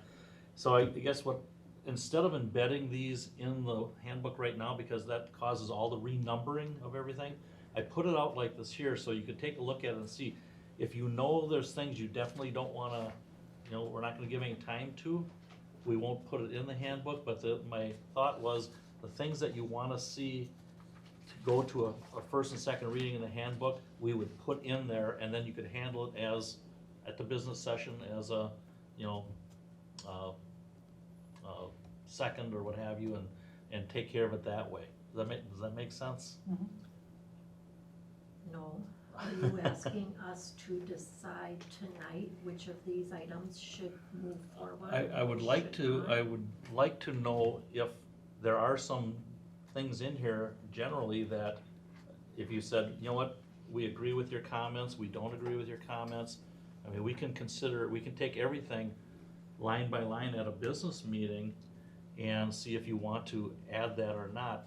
Again, I put it out there just for general conversation that, you know, hey, there's some things we don't wanna see or don't wanna make changes in. And I guess I don't know how you wanna have that conversation. Well, I'd like an opportunity to look through it and see what it entails, so I wouldn't want us to have to make that decision tonight without having had that opportunity to.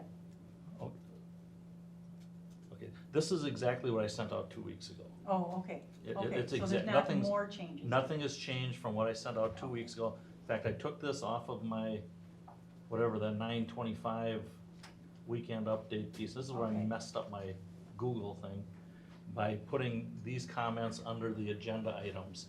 So this is exactly what you've had for the last couple of weeks here.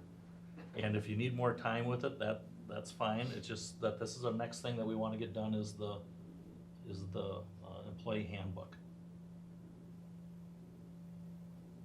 What do you guys prefer? What would you like? Do you want more time to review it? Do you want to make the final decision at the business meeting in October? I guess that's where I would see it, but I'm not sure I understand it. If I understood you right, Dr. Beebe, if you wanted to see us make some directions this evening? You know, if you had some thoughts on it, great. If you don't, we can wait till the business meeting. But I would say if you do have questions, you know, get to us on it. So at the business meeting, we kind of whittle this down. Yeah.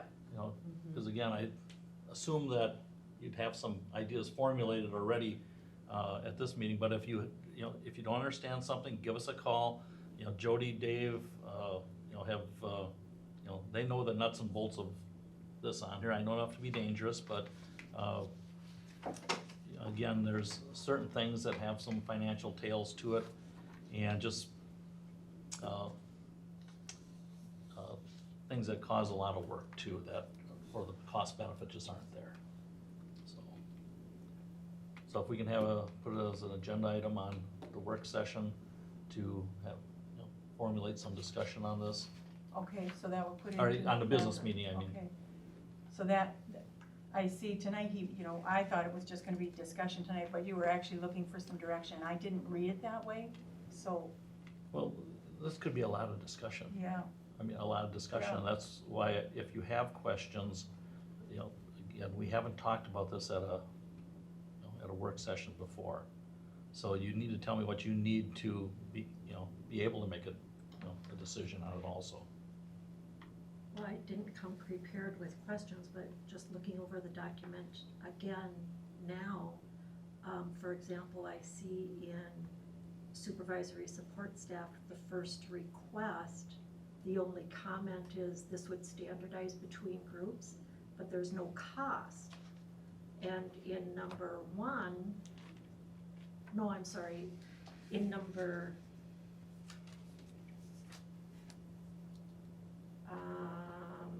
4, in the support staff, you're saying no for this group, but if it were a yes, then it would be standardized. So if you're trying to standardize them among groups, There's why- a difference between groups though, and that's where the rationale is here. You know, if we take that support staff, you know, you look at how many we left last year. If we give all sick days up front and then they use them and leave, we have no recourse on pulling them back. CISA runs into the same thing. And, you know, when you get to the supervisory support staff, that's a different demographic, what have you. So there's issues like that there, you know, you can make whatever you decide. well, I'd still like to know We're just laying out, cost here's what we see. for number 1. Yeah. You can put a. Oh, the number one, can I jump in there? Uh-huh. The Yeah. number one, in the supervisory support staff handbook, it was like this old Language. it was its standalone thing. We're saying just change the sentence to read how we are doing it now, which standardizes with every other contract group you have that says it's 80% of a single premium. it currently states it's X dollar amount, which Mhm. is not true and not being paid out. So there's not an additional cost or any reduction in cost, it's just make the statement the same That's what's being. for cash in lieu as the teacher group and the admin group. So are you telling me that what it says in the employee handbook, we're not doing it? In Or the this supervisory support staff, contracts, yes, there It is a states a sentence that dollar says a dollar amount. However, we can't legally do that because with the Health Partners contract and with the Affordable Care Act, you cannot pay over 80%. So it had to be done. However, that happened between 2016 and currently. We don't have a new handbook since then, so we're just saying, make the statement what it has to be and what is being done. is. So it's not it- necessarily that it's standardizing, it's actually following what we have to do by. It's Is the dollar amount more than 80% of a single premium? what's in the handbook. Right. I believe it's less. I do too. That is why I'd like to have a cost. I would have to double check it. When I started, people told me that when that went into place, they actually got paid less. Then So- 80%. No, the 80% was less than what they were getting previously. Well, whatever it is. I'd Yeah, like so to- I can look back to what it was before the 80% when it, what that says, I yes. wanna know what the dollar amount Because Yeah. is. if that number doesn't change, the premium changes, obviously that 80% would change. Right, So you the don't- you'd 80% wanna reads keep off the the premium. Fixed. Yeah, this had a fixed dollar amount, and whatever that fixed dollar amount is, I don't remember off the top of my head, but I can tell you what that dollar And amount what is the cost stated. would be, what the cost difference is, whether it's a plus or a minus, Between what? between what, it- The there's language a in dollar it, amount right now in the contract, and I wanna know if 80% of a single premium is more than that or less than that, and how much. For our service providers, we have to be 80%, so We don't have to be 80%, we just don't, cannot less be than, right, more correct. than 80%. So I see a nice stack there, is that for us? Yeah, but it's not handbooks. All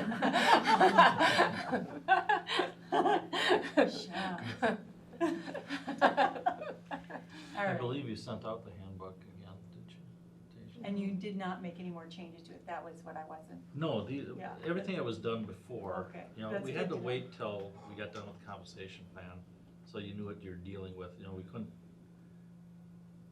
So it's just in the right order right now. So what I'm gathering is that for the next meeting, we'll expand on these comments and put some dollars and cents with them best we can. Will that help? Yes. Okay. That's all I need to know. All right, so that will go to the October meeting for action in hopes that we'll see those dollar amounts prior to? Not action, basically a first reading Okay, of the handbook, Okay. okay? so you'll have those figures, and we Mhm. won't make a decision that evening then? No, Okay, but more discussion. okay. And Cool. If any what we're questions, gonna keep in or though, what we're gonna put out, because I don't wanna embed these in yet, because again, if you're gonna throw out half of them, then they have to renumber the whole book again to or the sections, so, right. okay. So with dollar amounts, we'll look at it and have any questions that you have that could be collected, that's the evening we'll collect them. All right. So it looks to me like you have something more? Yeah, the one last thing that I have, why don't you go ahead and hand these out, and, what I mentioned in my note was that, you know, I've collected all the information that you've seen and used for making your decisions on compensation, and put it together in this booklet. And when I go out to the buildings, this booklet will get chopped down a little bit, but I wanna have all this information available, because what I wanna do is go out and people that have questions, I wanna be able to explain to them exactly the process we use. And I'm just gonna walk through very quickly, and, cause then you can take it and look through it. But the first page is just a table of contents that tells what's in this the first few pages is basically just a commentary on the process that we went through. Talks a little bit about Act 10, talks about the hiring of the McGrath firm and why we chose them, the importance that we needed to pass a referendum. However, we did go in 17, 18, putting 18, 19, we put the support staff on the schedule on the McGrath grid. They were the first group. On the second page there talks about the dollars appropriated for making the wage increases. A 3% wage increase was budgeted for each employee group for 19 and 20. Yeah, but however, it didn't guarantee everyone got a 3%. When you look at the estimated wage increase, the actual estimated wage increase for these groups, by the time we got done, the support staff saw a 4.6. Now, this is all the dollars for those people in that group. That, again, it doesn't mean that they all saw 4.6, so they all saw at least a 3% increase in the support staff.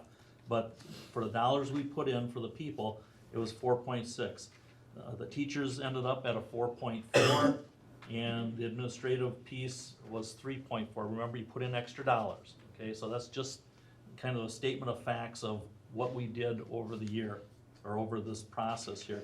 Then it talks about the added compensation, how the rules that we used as far as for the rate adjustment grid, the market rate adjustment grid, and also the, what's the other one? The gap grid, how we calculated that and the rules along that.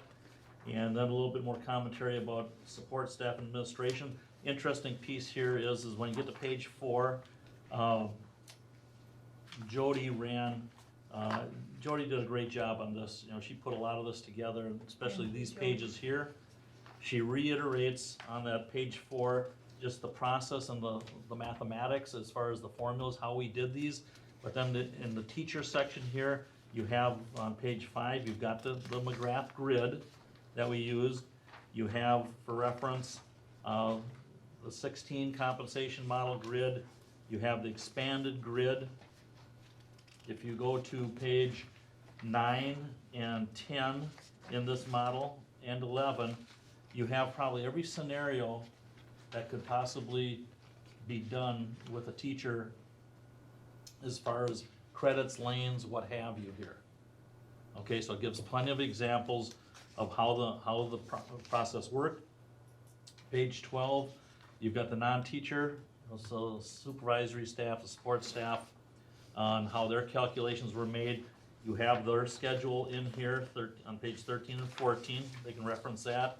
The next page is a history of salary increases from 2005 to 2020. The next page is Appendix B, and that has everyone, including administration, as far as their percentage increases.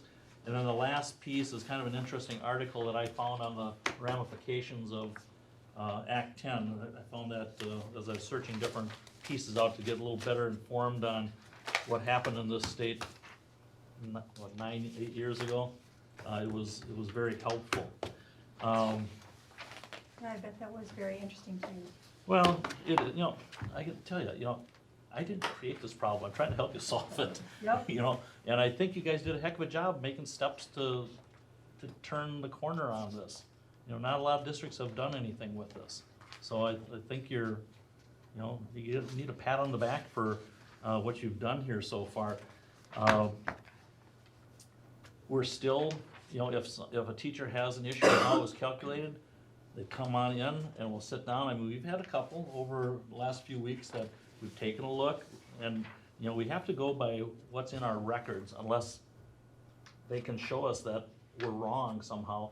And we've had some, again, don't know how things were done here past 3 years, but we do things differently right now as far as keeping track of people, as far as their credits and years of experience and things like that. So it's, we've had some cleanup to do, and when people think we made a mistake, come on in, contact us, and we'll sit down. If we made a mistake, we straighten it up, straighten it out for them. But the calculations and everything that Jody, and Jody's been through, how many times have you been through these spreadsheets? Yeah. You know, and Dave, it's consistent. That's wonderful. And that's what has to, you know, the rules were there for a reason. And again, if you wanna change the rules at any time, you know, you gotta tell us, but right now with the rules that we did, they're on their way of calculating, or, you know, hopefully November 20th, the checks will all be retroed and out to the people. Worst case scenario, November 5th. November 5th, worst case. We'll see about October 20th. Okay. We're trying, but You really are, you guys have put in each tremendous person efforts. requires a individual, I shouldn't say each person, a lot of the teachers, I think there's like 44, 45 of them. 42, I think. Yeah, requiring individual calculations. And, you know, like I've told people, if we find something that's incorrect, obviously, if it's your date of hire, we have that set in stone, and if it was typed on a sheet wrong and it affects the outcome, we're gonna correct that and make it right. And so we're trying to catch those up front, so anybody that's asked me to explain how it works, we've done that.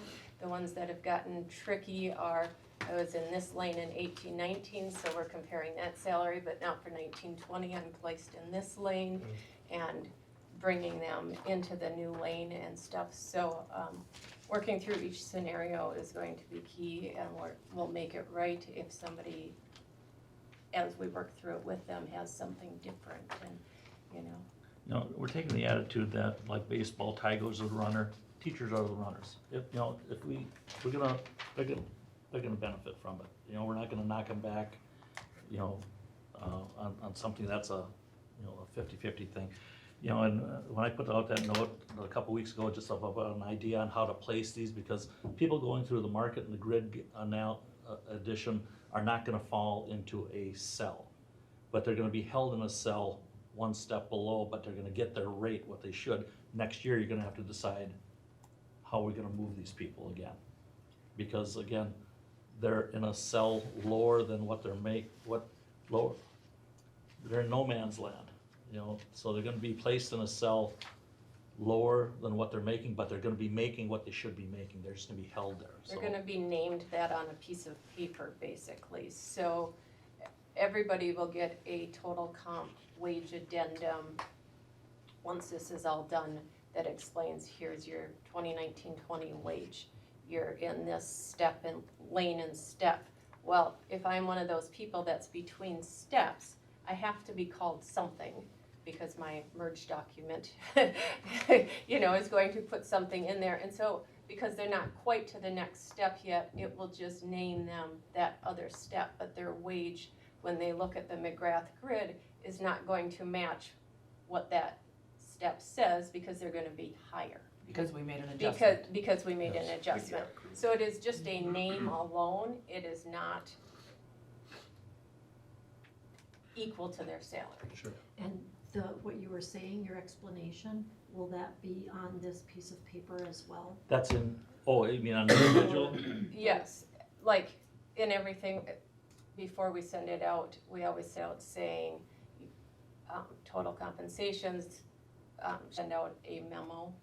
Historically, Dave has sheets are coming out to the building today, and when I say total comp, you know, it's their wage, it's health insurance or opt-out or whatever, so it's their whole picture of dollar amount.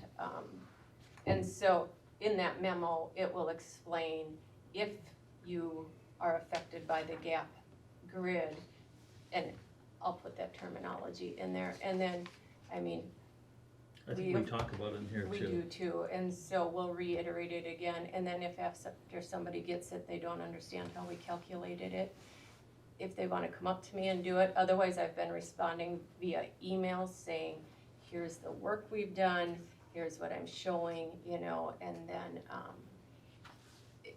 because people have been able to identify themselves for the most part on that gap grid, you know? Right. And so, when in question, I've tried to like spell it out for them step by step. And so, I think it has to be done individually like that. Thank you for all your work.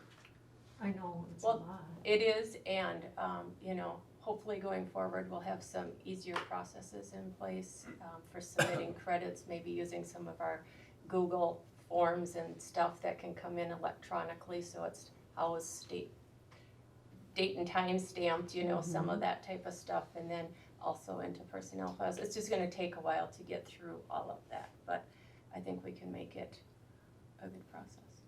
The two other tails with this is what we did with, you know, we stopped the educator effectiveness $1,000 piece last year, but we had several people that were through their 3-year cycle and just about to jump. But I think there was 8 that were going to make that, and then it stopped. And it's, I guess the feeling administratively is you could do nothing with those people, or you could give them a stipend, not base building, for the work they did.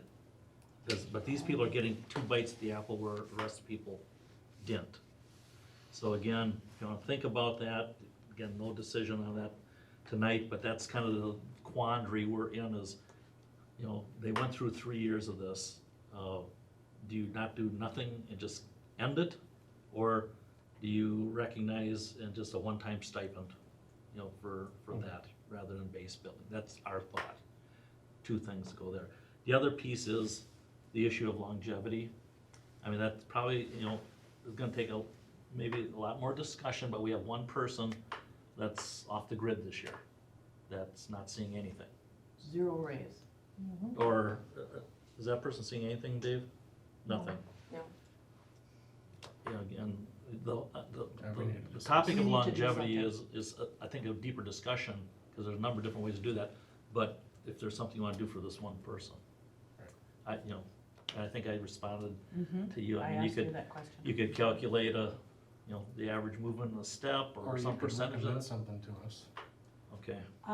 If I understood instead of us deciding. Victoria's presentation correctly, this should never happen again, because every year, those highest steps in each lane will get a cost of living increase. Is that correct?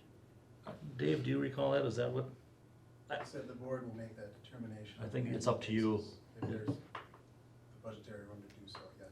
And I would want us to compare with what other districts around us are doing. But, you know, for that one person, you could do a CPI on that person, cost of living, I mean. So this year, there's one person, but I brought this up last year. Yeah, there's gonna be more. And I gave you a number, I don't remember what it was off the top of my head, but it was significantly more than one person, and we did nothing. I think that was because we were in the middle of all this, and I don't think. But you're at least gonna for have, myself, I as didn't Lori have as says, big you're gonna have, understanding as I do now. you know, you're gonna have more, because people, you know, the schedule's been adjusted, so they're still making more, it's just that one person is up against the wall.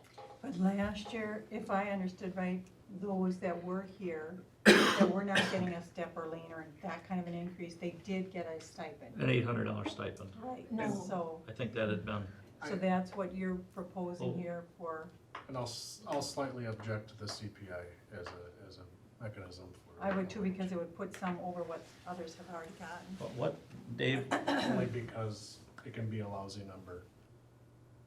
Yeah, it's never a really good number. Did $800 stipend, it's been in effect for how long? 3 years. Yep. So some people, Lori, I know we had this discussion, I think in the spring or previously, where, so the first time you get a stipend, that's new money. But if you get the stipend, then the next year, you get the stipend, but that's the same dollar amount overall. So there were a handful of people that got the stipend the first year, and essentially then had that same dollar amount the next 2 years. In the second year, some more people got the stipend for the first time, and then the following year, they were at the same number as the prior year. In the third year, some people got the stipend for the first time. So as you're shaking your head, every year people advance as long as they're not on a plan.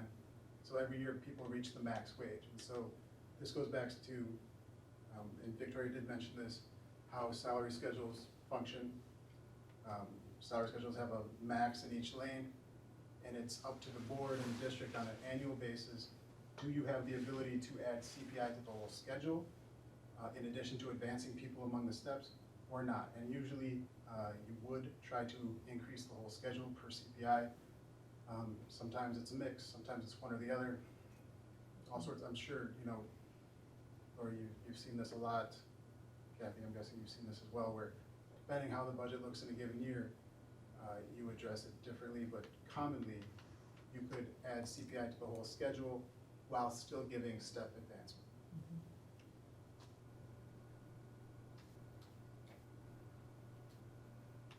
And to your point, Bob, CPI is not generally a big number, at least it hasn't been for a while now. But for this particular year, you may want to consider some people in this placement year who aren't getting the gap and aren't getting the market will have a percentage that's much smaller than CPI. So, I didn't really finish that, you know, so you use a CPI which changes every year. Yes. Instead of that, why not just pick out historically an average out of 5 or 10 years, and let's pick out a number so we know what it is prior to the CPI coming out, because when do they even come out with the CPI? Is it like in the spring? March or April, Yeah. for July 1. So, and that's just, my point was, so we can recognize the dollar amount prior to waiting for the CPI to come out, and oops, it's not 1.7, it's 1.8. So now you gotta go and correct things, or it jumped up to 2.2. Yeah. That's just my, In a- to make it easier. In a normal year, once the grid gets going, I agree with you 100%, but this first year, as Dave was saying, Yep.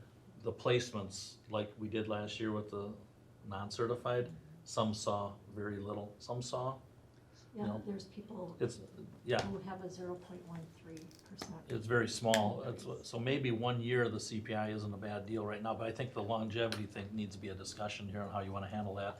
Yeah. So I have a question, Catherine, when, over on your side of the river, does the CPI award, that increase happen across the board or only to the longevity? It happens across the board, not to longevity, because we're past the salary schedule. We aren't on the grid at all. And so because we get 0 increase, we get a dollar amount. Okay. And you get a dollar amount for how many years you've been with the district. It isn't the same for each person. Okay, and then it's not added to your base salary, so then the It's next just a year you're stipend. still, It's non-compoundable. right, Correct. so then you're still getting like the 800 onto it. So did this one person get that 800 this year or not because of, okay, That person had already gotten the 800. Well, last year. They're But not seeing an not this increase year. this year. but by the sounds of it, that's not unusual, but for us not to give them an 800 this year would seem unusual. Correct. So that would be my, No, he got the 800 and still got the 800. Bring a recommendation, that'd be my. thank you. Okay, my no, I preference. just need to know what you're open to, and if you're open to a recommendation, we'll put it together and, Yes. see what's Don't out let there. us battle it out, please.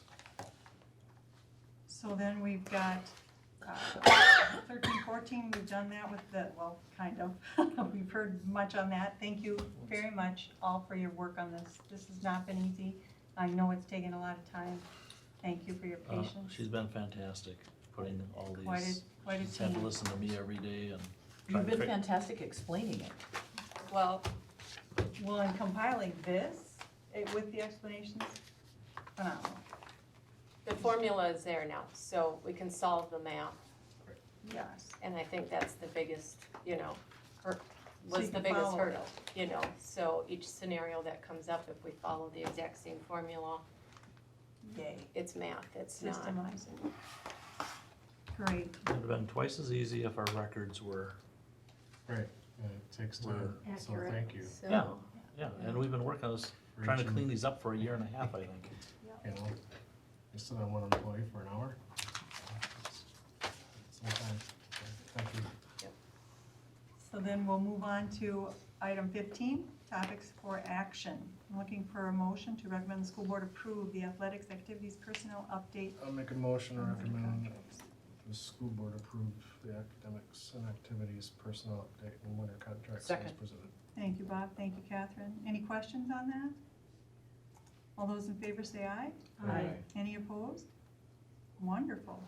So now the ones around the table. Patty Jo, do you mind if I start with you, or do you want me to give you a few minutes? For the ones around the table? Sorry, I surprised you. I'll start with Bob. No, I think we lost her. Patty Jo, are you there? Oh, she's probably just watching on the line. That's okay, you keep doing what you're doing. Is it hung up? Redial. Did it time out? Does it do that? No, it shouldn't time out. Might have lost connection. She might have had something. Okay, so we'll do the ones around, we'll see. I'm not gonna hang up on her just in case she is still there. What's your ones around the I table? don't have a ones. Catherine? No. Lori? Yeah, I have a couple. Okay. Mark, in the update you gave us a while ago about where the $1 million went, Mm-hmm. you said a significant amount of money, I think it was $25,000, went to a increase in our workman's comp Mm-hmm. premium.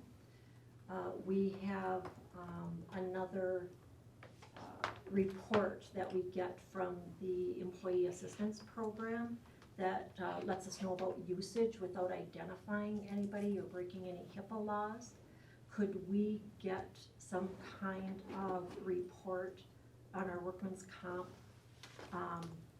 the cost of our premiums, like for the past 5 years, the total number of claims we've had, the amount paid out per claim, the nature of the claim, so that if there is an area that there's been a significant increase, for example, in employee injuries. Dave, you've got access to this, I'm assuming. For our purposes, probably the What's the nature of purpose the of asking injury for that? would have to be really general. Yep. You Yep, I understand. know, because it really, for us, does come down to a handful of pretty expensive incidents. And then you'd be able to actually see most of the time, so I think there's not enough numbers. So I think that would be a HIPAA. problem with the HIPAA. What So- what I could do is contact our carrier and ask them if there is some type of way we could A usage report. do that stays within compliance. And Okay. if they can develop something, that's one thing, but otherwise it would be, I think. Well, our But the number other- one is slips and falls, right? So we know what our big ones are. It's the same everywhere. It is Slips, trips, generally and the falls. same everywhere, but getting more specific is tough. It really is, this unique thing happened and it cost $85,000, you know? Yeah. So we can do certainly generalized categories. You know, what you're getting at, Lori, is do we discuss these things? We do. I bring it up at admin, at specific situations, scenarios. I talk with George quite a lot about safety. We have changed how we do certain things based on things that have happened, unique, odd things. Well, let's make sure it's not impossible that this could happen in the future. We talk about this quite a bit. You know, the one additional step to do would be a formal safety committee where we look and examine all data, because we're trying to get all the buildings now to not just report actual accidents where, you know, I broke the skin or what have you, I hurt my shoulder when I fell, but also incidents where, you know, I tripped and on this rug because it's torn up, nothing happened, but I'm reporting it because incidents are important for us to also help know what's happening in the district, what things need to be addressed. So we do talk about these things, you know, on the maintenance side, on the admin side, but we don't have the formal safety committee that some districts do have. One of the areas I'm specifically interested in is if we are having a higher number than average or a increase in the amount of claims due to injuries of staff from students.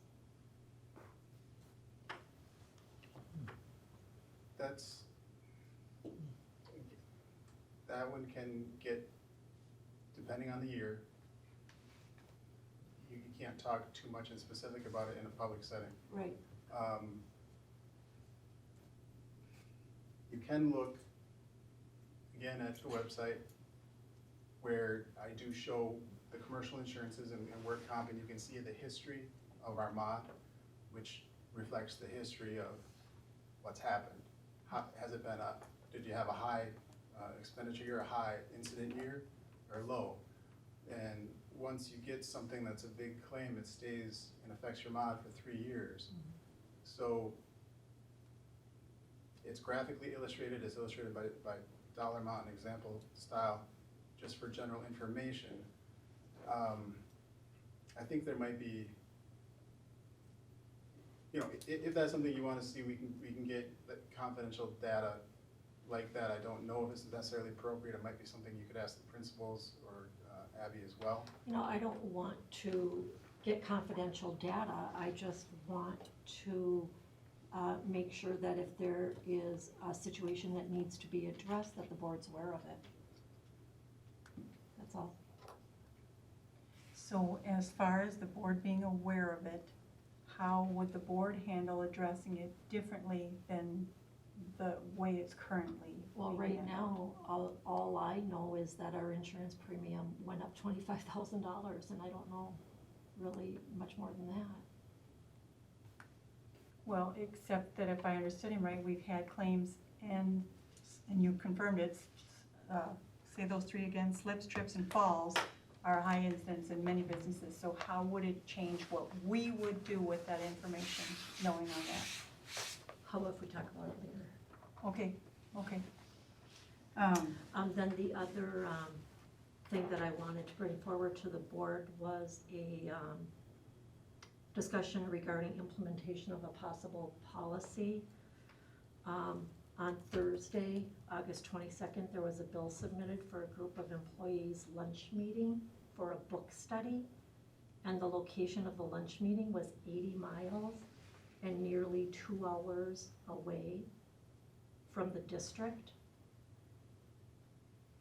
And it appears there was no outside, you know, workshop or seminar or conference involved.